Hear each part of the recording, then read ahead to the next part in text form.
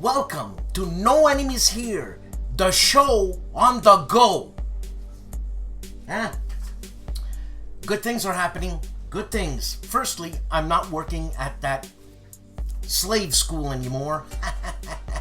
It was very gladiatorial. You know what I'm saying? You know, those first and second graders. The criminals I worked for got nothing on the first and second graders. But anyways, I am rebuilding my studio. You got it. I want to have a more professional look with the help of the patrons. That's awesome. That's how I can do this. And in my conversation, my interviews, I seem to like the interviews quite a bit, and people seem to like coming on. Like Ben Hall. Ben Hall is going to be a regular because man, there's a lot of stuff I can learn. I do it for me, and I hope you like it. There's a lot of stuff I can learn from a guy like Ben Hall that I don't know, you know? Super smart guy, the whole family's smart. I mean, that's why he's smart. And also, next Sunday, not this Sunday, Tag Racer on In Conversation. So, I'm gonna rebuild my studio this fall. And it's gonna go a little slowly because it is expensive. And I don't know, I'll take some films of how it's going, this and that, for whoever cares, you know. Sometimes it's fun to see. And I want to have, you know, a nice chair, a nice desk. The green screen I have in back I will use.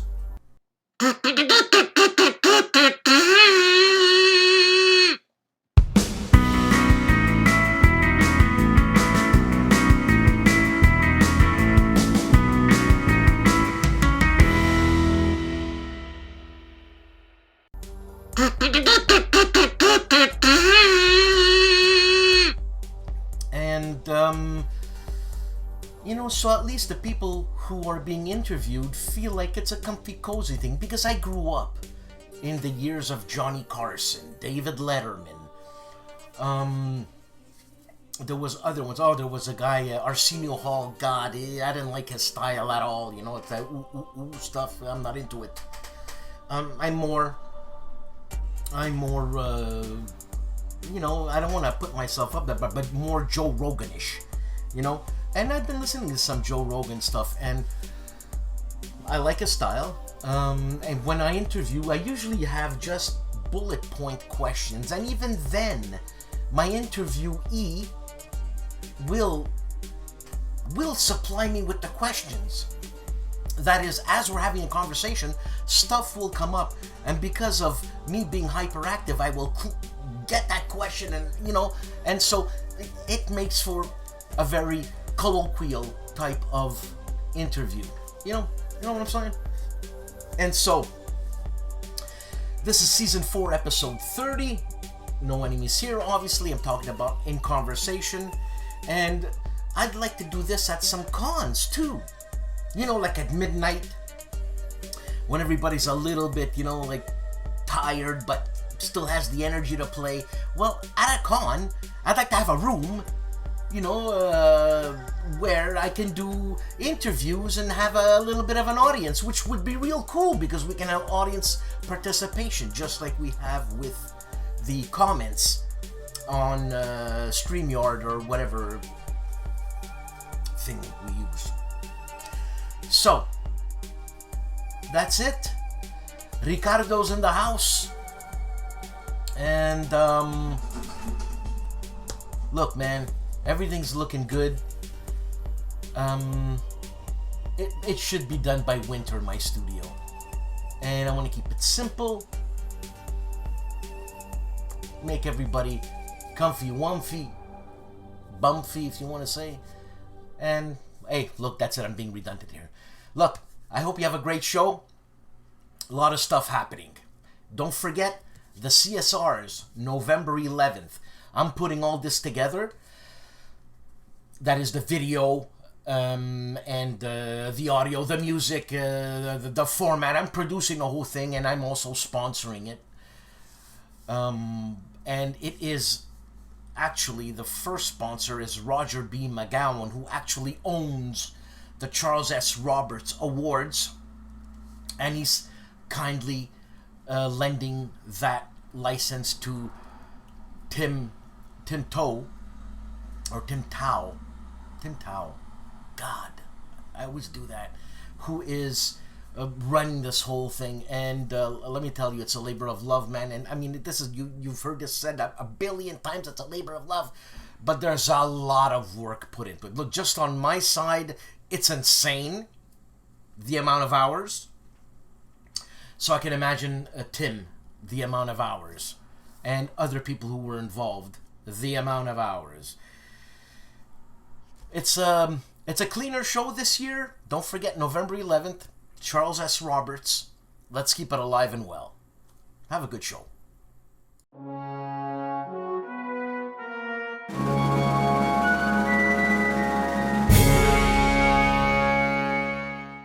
Hello, this is Riccardo Masini, and this week's greatest day in history and games is October 19th, 202 BC. The day when Rome truly conquered its place as the dominant power in the Mediterranean, the day of the Battle of Zama. There was a time in which Rome was not just fighting for supremacy over all the known world as usual, but for its own survival. That time was the Second Punic War, when the Eternal City faced the possibility of not becoming eternal at all because of its greatest foe up to that time, Carthage. The Carthaginians were a seafaring people, an offshoot of the mercantilist Phoenicians, mixed with post-Alexandrian Hellenistic social and military structure, a deadly combination for the emergent Roman Republic. The two civilizations had already fought for hegemony over the lucrative Mediterranean trade routes in the First Punic War some decades before. Rome had emerged victorious, but not after having suffered many terrible defeats and sacrifices. Anyway, in 218 BC, Carthage was spoiling for revenge. The Roman conquests and alliances in Sardinia, Sicily, and Spain threatened its economy, and the powerful Barca family began maneuvering to create a casus belli against the upstart Italian power. One of its key members, Hannibal, managed to obtain just that, first by seizing the Roman allied city of Saguntum and then invading Italy itself, passing through Gaul and then the Alps. Hannibal fought and won many battles, showing great prowess and tactical cunning. The river Trebia, Lake Trasimene, and of course Cannae, where its masterful feigned retreat in the midst of battle lured two full Roman consular armies into a deadly trap, utterly destroying them. The road to Rome was open, and the city was saved only by its great walls, which Hannibal could not destroy. But the Carthaginians proceeded to ravage the countryside and tried to sway Roman and Italian allies from their oaths of loyalty. The situation for Rome was almost desperate. But from the ashes of Cannae, Rome got its avenger, Publius Cornelius Scipio. After having survived the onslaught, Scipio asked the Senate for the command of the few legions left in Spain to get revenge for his father and uncle perished in battle against the Carthaginians. So while Hannibal was entrapped in a long series of inconclusive political maneuvers and small battles, Scipio happily maneuvered against the Carthaginians in Spain, undermining one of the most important power bases for the enemies of Rome. Also, on the tactical level, the young commander revolutionized the Roman art of war, partly taking example from Hannibal himself and partly adapting the way of fighting to the various situations. Gone were the days of the frontal assaults as at Cannae. Now cleverness and genius ruled the legions. After those triumphs, Scipio devised another plan. By gaining the loyalty of the Numidian king Massinissa and of his deadly desert horsemen, once allied with Carthage, Publius decided to counter-invade Africa. and this sent the entire Carthaginian Senate into panic. A demoralized Hannibal was hastily recalled to defend his city and faced Scipio at Zama. A battle fought by the two greatest commanders of their time, an occurrence probably repeated only at Waterloo 2 millennia after. Hannibal used all his resources to the utmost limits: the elephants, clever maneuver, veteran infantry. But Scipio countered all his moves. In the end, the Romans gained their victory thanks to the grim determination of the former legions surviving from Cannae, eager to restore their lost honor, and the fierce Numidian horsemen who surrounded and cut to pieces the Carthaginian line from behind. Rome had triumphed. The war was won. Hannibal would flee and later commit suicide to avoid being taken alive by the Romans. Scipio would be known thereafter as Africanus, the conqueror of Africa, and an empire began to emerge. This truly was an amazing battle, one of the greatest moments in history, and the game I chose to remember it is quite small. Zama, a folio game published by Decision Games. The title uses the Battles of the Ancient Wars set, which is at least partly inspired by the venerable press tags system, so nothing really new for seasoned wargamers. 4 to 5 pages of general rules, 1 to 2 pages of exclusive rules for the scenario, Zark, CRTs, modifier, etc., etc.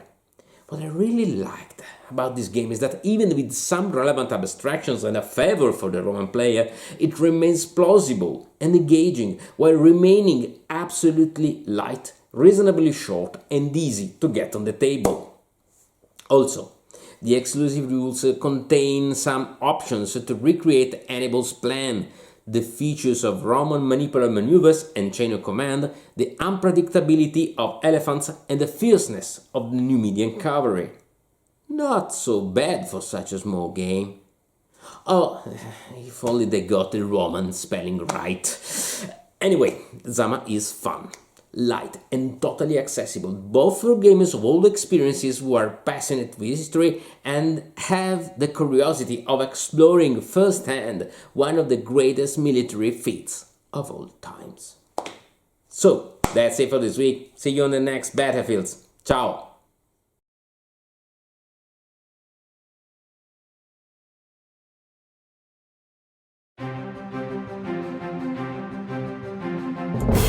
Those animals, I mean the gentlemen of the Player's Aid, are unboxing the Grass Crown from HOLLANDSPIELE, also reviewing Soviet Dawn from Worthington Publishing. The man famously known as Calandale, Enrico Viglino, has 3 videos out, the first one being the offensive of Outrance intro, also on Cobs and Ferries, and the offensive of Outrance, number 1. Mo takes a look at Compass Games' Granada, Last Stand of the Moors, 1482 to 1492. Devin of Lock and Load Publishing is talking to us about implementing artillery rules in the Lock and Load Tactical Digital. And Dad vs. Son is slacking off with just 2 videos.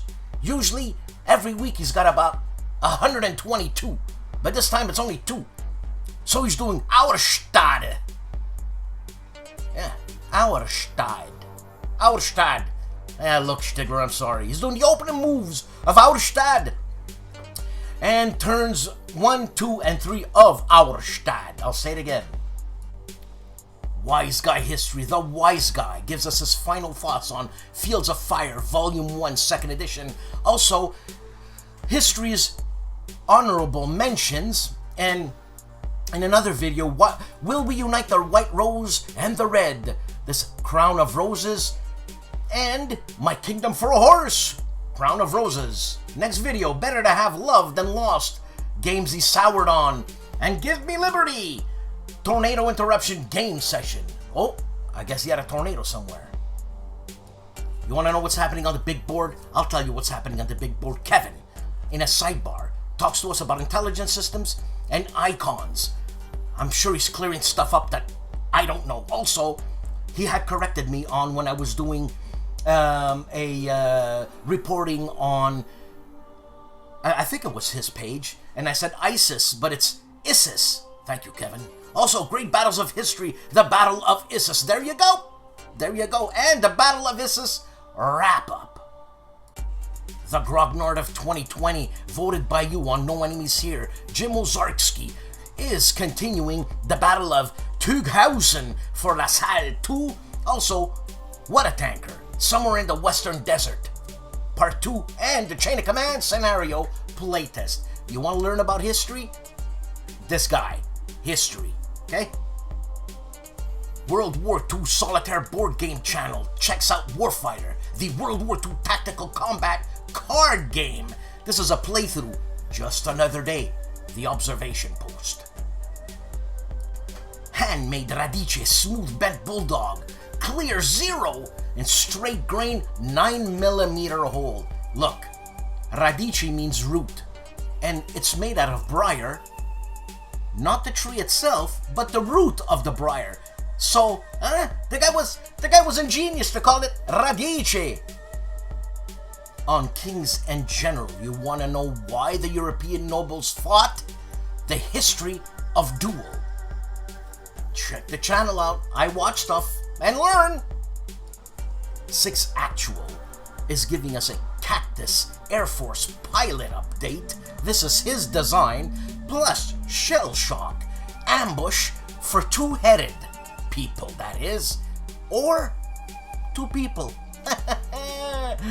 I didn't mean anything by that, sorry. Also, Flight Leader, Bandit, Break Right! And on Dave's Gaming Cave, this is a playthrough of Fields of Fire, obviously designed by Ben Hull and published by GMT. When I say obviously, I say that facetiously because some people don't know. So yeah, it's designed by Ben Hull, so I'm sorry I said that. I was being facetious in my colloquial discourse. You like that, huh? Yeah. Anyways, this is Dave's Gaming Cave, and he's redoing Trivieres Turn 6, and Dave was on the War Game Chat, ID Jester's channel. It slips my mind right now, with the Rough Swordsman and Tony's board life game. God, everything escapes me. Plus, they're having a 2nd anniversary, October 23rd. Check it out. Summer of 1863, early on July 1st, in the surroundings of the small town of Gettysburg, the largest battle fought in the American Civil War begins to unfold. A battle that will determine the fate of the nation. A Most Fearful Sacrifice is an epic 2-player war game allowing players to depict the fighting that occurred during all 3 days of this decisive clash. The Black Swan ACW operating system is specifically designed to handle the larger scale battle and provide a challenging, constantly developing battle situation. A Most Fearful Sacrifice, The 3 Days of Gettysburg, a game designed by Herman Luttman, published by Mark H. Walker. A Flying Pig game.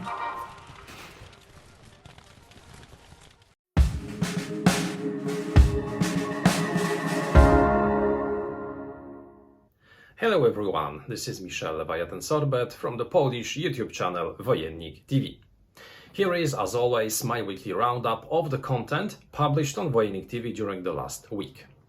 On Sunday, I published a playthrough of The Shadow over Westminster, which is a cooperative game published by Counterclockwork Games a few years ago. This is a game designed by Robert Haas, which is, in theory, a horror cooperative game in which 1 to 4 players will strive to save the world against incoming darkness. It is a game in which we will incarnate investigators, we will be playing cards, accumulating cards, creating our own deck of cards, and trying to overcome the more and more intense darkness engulfing London. On Tuesday, the video in English, and this was the review of Watergate. Watergate, which of course is focused on this very important, very interesting affair, or rather a scandal which took place in the US in the 1970s. This is an interesting game for 2 players in which one incarnates the administration and the representatives of Richard Nixon, and the second player takes control of the press and of journalists, trying to bring to the light of day all the facts which were related to the Watergate affair. This is an interesting game, and Wojennik TV was one of the mediatic patrons of the Polish edition of this title. On Wednesday, the Polish unboxing, and this time I presented a very light, very family game, Patchwork Express. This is absolutely not a war game, so I won't be telling you what this game is all about, but I'm just saying that this was one of the 4 videos published during the last week. This was rather a video which was meant to bring a game which is not very well known to the light of day. Finally, on Friday, the Polish review, and this time it was the review of 1565 St. Elmo's Pay, but not of the standard game, but of the solo mode, because I have already presented this game both during a playthrough, during a review of the game in its standard mode, both in Polish as well as in English. This time I presented the Polish review of the solo mode, because this is a game which can be played by 2 players, but it also has a dedicated solo mode. So in this solo mode we can play both as the Christian forces defending Malta against the Ottomans, or as the Ottomans trying to seize control of the fortresses defending the island. So I gave my thoughts about this mode during this review. I will also publish an English version of the same video in some time. And those were the 4 videos published on Wojennik TV during the last 7 days. As always, thank you Dan very much for doing this compilation. Have a great weekend and have great gaming to everyone. For all the tank freaks out there at the Tank Museum, they're having a tank fest. Huh? British Army tanks. Other tanks. But because they're Brits, they focus on that, huh? What can I say? A little sense of entitlement there, tankies. Tony of Tony's Board Life, looking masterfully scholarly. He's giving us a general wargame chat, which are great, and he says happy Friday, so it's a happy general wargame chat. Mauro Faina for our Italian listeners. He's live with Il Giallizzero Nero, and he talks about Russia besieged, and that is what is happening this week on Mauro Faina's channel, a shellacing's worth of Russia besieged. Across the Bug River, campaign update turn number 5 on Diagonal Move. The artist that is Matt White, which he's also a designer, and he gives us an update of his design, The Road Chosen, new content. So update number 4 for his solitaire World War II game called The Road Chosen. The Professor Riccardo Masini, una serata con the improved Panzer Leader. Also, his mini warlog on Hidden Strike, American Revolution, a game published by Worthington Publishing. Hex to Hexes on a Brazen Chariot kick. An Easter Battle After Action Report and The Salient. Also, World War Magazine, Kursk, the morning of July 10th, episode number 1. Hex to Hex. And the comrades of Little War TV talk about Historicon 2021, giving us a preview of events, masks, medals, and more. Masks, eh? I can't wait till this is over. Not the Historicon preview, the masks. And the Great Combat Board Games gives us a throwback to the legend that is Steve Jackson. That's right, I said it. The legend that is Steve Jackson gives us GEV, an expansion to OGRE. Figure it out.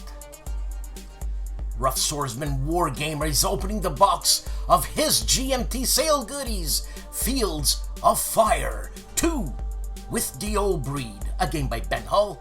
Also, he's opening the box again. These are unboxings of Red Storm, the Air War over Central Germany, 1987. Again from GMT, and again from GMT, obviously. And it's an unbagging of Dark Blue Defection, a solo expansion for Red Storm. Patrick's Tactics and Tutorials gives us Command and Colors Ancients 303 Laurent. I hope I said that right, and I hope it's complete. Also, the continuation of the campaign of Hood Strikes North scenario number 9. And Joel Toppin, the minister that is Joel Toppin, he does great campaigns of the American Civil War in the 7 days, days 6 and day 7. And Timmy of Hairbrain Games, he's giving us his Christmas game ideas. Look, ladies or gentlemen, you want to get your partner a game that you don't know? Listen to Timmy. Timmy will steer you straight. Ben Harsh of Harsh Rules, breaking down board games with Ben Harsh. Learn to play with easy rules, 2nd edition of War Room, a Larry Harris game. And learn about the 3 new features and their rules from War Room 2nd edition on Harsh Rules. And the Board Game Chronicles is unboxing Bayonets and Tomahawks, a game designed by Matt Rodrigue, published by GMT Games. And the daughter and father team of Back to the Table is giving us the games we want everything for. FGF? I don't know, you gotta watch it. Also, a Halloween list. Look, I'm telling you, your kids are gonna enjoy this. You know, you wanna get your daughter into wargaming? He does war games. That's the place to be. Cody of the Discriminating Gamer checks out uniforms and soldiers in Postman's uniforms, checks out uniforms. Look at that, huh? ADD. He checks out soldiers and postman uniforms, also Clash of Cultures Monumental Edition, and he does a live playthrough of Soviet Dawn, published by Worthington Publishing, designed by Darren Leveloff. And seek out and play knocks it out of the park with the lights here. Look, you see a glare? I see no glare. I see a glare on top of the left-hand side of the box, but that's Wanted! Genius and the voice. Seek out and play how to play Bloody Monday in turn sequences. Hey guys, Dave here. Welcome to the Centurion's review, the punk rock band of wargame review institutions. This week we reviewed one game on our website, did 2 first look videos, an episode of Wargame Chat, and a live video. The game we did the playthrough and review of was Zeppelin Raider from Compass Games. This is a solitaire game that plays fast and is a lot of fun. On YouTube, the first look video we did was Avalon Hill Enemy in Sight. This is an abstract, low-complexity card game about combat in the Age of Sail. The second first look video we did was Avalon Hill Attack Sub. It's another abstract, low-complexity card game. It simulates naval combat between submarines and surface ships. I tried it solo to learn the rules, but it's really only suitable for 2 players. On Wargame Chat, we talked about how we determine our game ratings on Board Game Geek and on our own website. It's based on rulebook clarity, fun, originality, components, and replayability. Last, we talked about what's coming in the future on Centurion's review. We will be doing more playthroughs and some live interviews of wargame-related individuals. Thanks for watching, and have a good evening.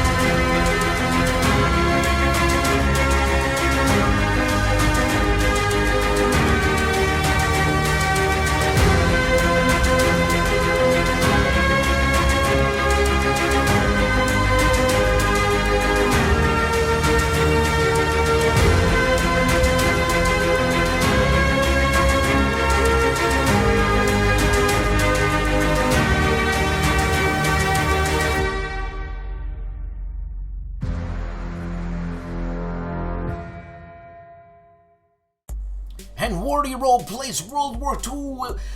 This is the Hugh Hefner of war games. He's showing us his messy game room. Why? Why, I ask? Well, he'll tell you why.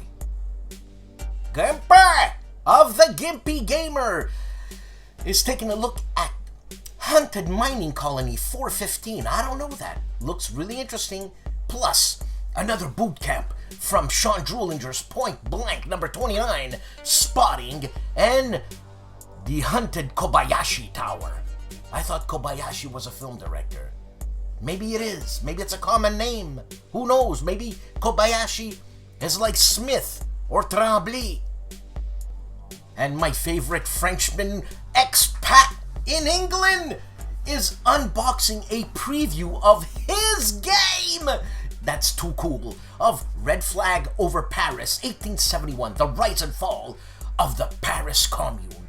Yes, he is a Frenchie, but a lovable one.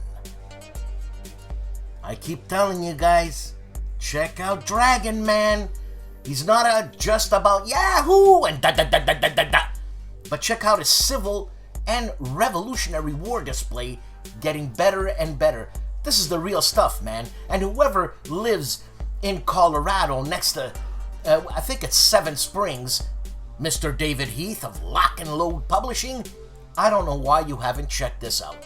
I'd be there every day. And two-time CSR winner KilRoyWasHere, Elric, the Avalon Hill, re-unboxing, and a brief overview. Also, have a coffee with Kilroy, Dispatches from Decision Games.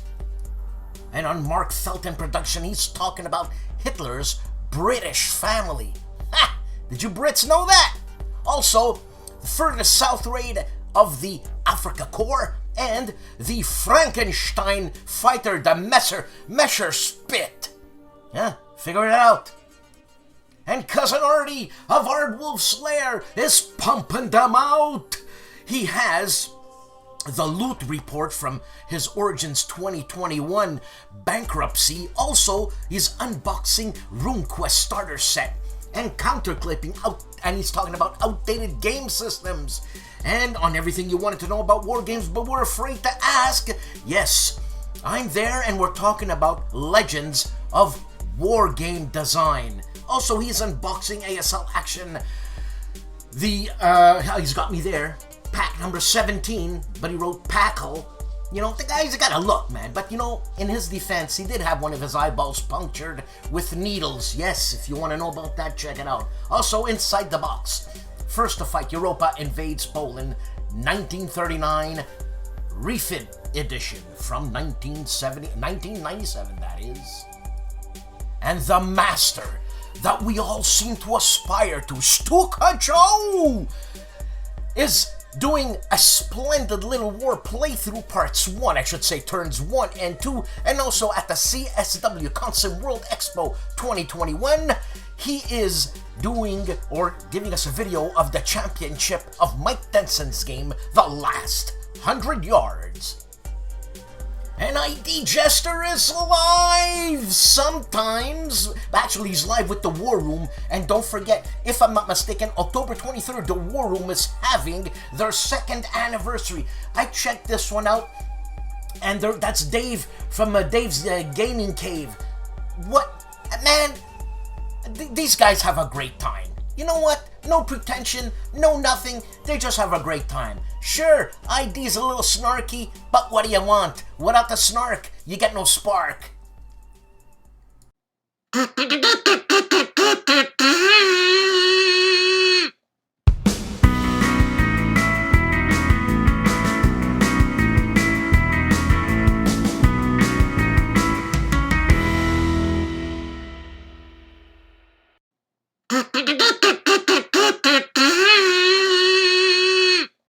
World War II channel, day by day, week by week.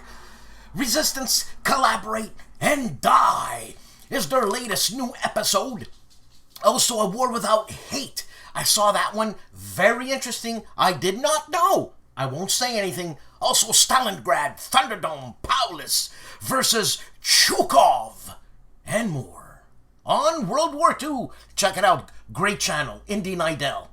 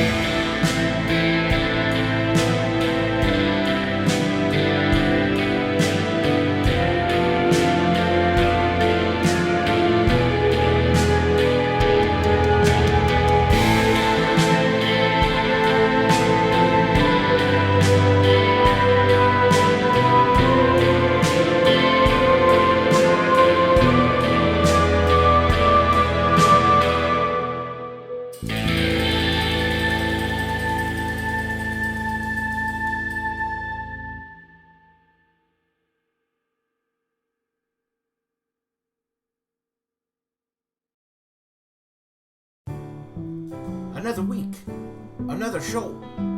Lots of work to be done here. Thank you for watching. Please like and subscribe, and please think about becoming a patron for this show, because it's not really just for this show, it's for the work I'm doing for the CSRs, obviously, and the In Conversation.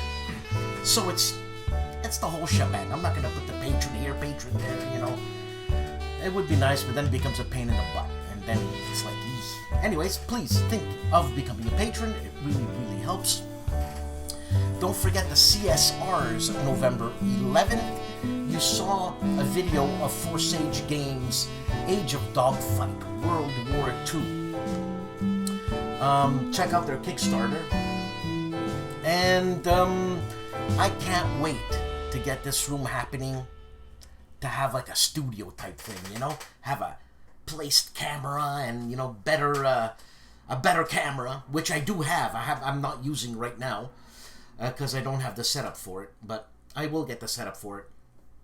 Also, if anybody out there in interweb land knows anything about wood lathes, I'm interested in making my own pipes.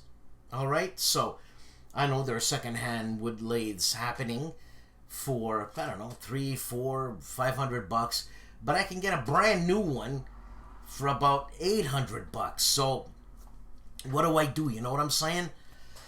Also, what kind of knives do I need? What kind of chisels do I need? What kind of safety gear do I need? Just general stuff. If anybody's really into woodworking, please let me know. I'd like to have a chat with you. So again, thanks for watching. Have a great weekend. And, I don't know, man. Keep whistling. Ciao.